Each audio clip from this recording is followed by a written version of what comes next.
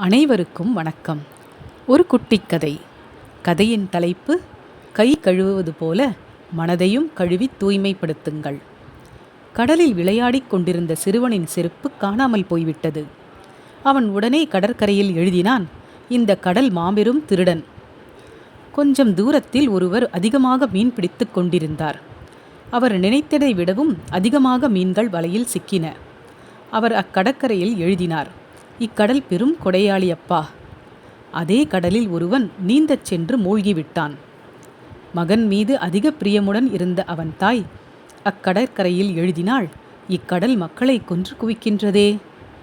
ஓர் வயது முதிர்ந்த மனிதர் கடலுக்குச் சென்று முத்துக்களை வேட்டையாடி கொண்டு வந்தார். அவர் மிக்க மகிழ்ச்சியோடு அக்கடற்கரையில் எழுதினார், இந்த கடல் ஒன்றே போதும், நான் ஆயுள் முழுக்க மகிழ்ச்சியோடு இருக்கலாம். ஒரு பெரும் அலை வந்து இவர்கள் அனைவரும் எழுதியவற்றை அழித்து விட்டுச் சென்றது. பிறர் கூறுவதை காதில் வாங்கிக் கொள்ளாதே. இவ்வுலகை ஒவ்வொருவரும் ஒவ்வொரு கோணத்தில் பார்க்கின்றனர். உன் நட்பும் சகோதரத்துவமும் நிலைக்க வேண்டுமானால் நீ பிறரின் தவறுகளை உன் மனதிலிருந்து அழித்துவிடு. வாழ்க்கை சிறக்கும். நன்றி.